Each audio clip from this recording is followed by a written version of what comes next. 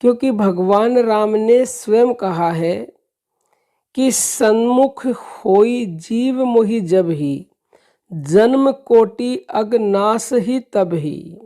यानी कि जैसे ही जीव मेरे सामने आता है, मेरे सामने आते ही उसके करोड़ों जन्मों के पाप स्वतः ही भस्म हो जाते हैं।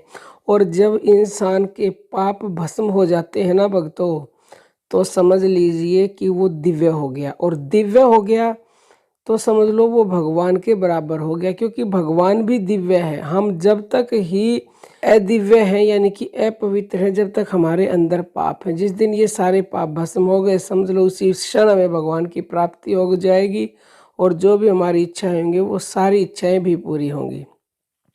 लेकिन अब प्रश्न ये उठता है कि क्या भगवान राम की मूर्ति के सामने खड़े होने से होगा क्या ऐसा?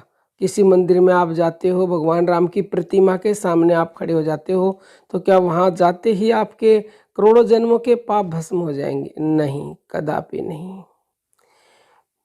यहाँ भगवान श्री राम का कहने का मतलब है कि भगवान श्री राम को, यानी भगवान श्री राम की मोहिनी मूर्त को अपने मन में बसा लो, उनकी शरण हो जाओ। जब मनुष्य उनकी शरण हो जाता है ना, तो सभी पाप भस्म हो जाएंगे, इसमें 1% भी संशय नहीं है। उनकी शरण जाते ही रंक राजा बन जाता है, उनकी शरण जाने से गूंगा बोलने लग जाता है, और निर्बल जो है ना उसमें करोड़ों हाथियों के बराबर ताकत आ जाती है। और मतलब कोई ऐसी चीज़ ही नहीं है जो उनके सम्मुख होती हो नहीं सकती। जब उनके सम्मुख विभीषण हुए थे तो उनको राजा बना दिया था, जब सुग्रीव हुए उनको राजा बना दिया। ऐसे अनेकों उदाहरण हैं।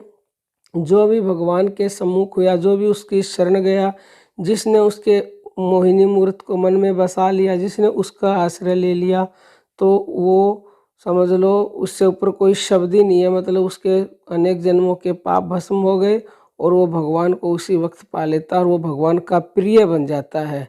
तो भक्तों, अगर आप भी भगवान राम के सम्मुख हो गए, और भगवान राम के नहीं, सभी भगवान एक ही हैं, एक ही शक्ति हैं, हरि अनंत हरि कथा अनंता, वो तत्व एक है, उसको आप समझो। क्योंकि काफ़ी कमेंट आते हैं, जिस भी भगवान को मानते हो, जो भी आपके इष्ट हैं, तो आप उसी के सम्मुख हो जाइए, तन मन धन से अर्पण कर दीजिए उस पर अपना सब कुछ, और उसकी शरण और उसी का आश्रय ले लीजिए।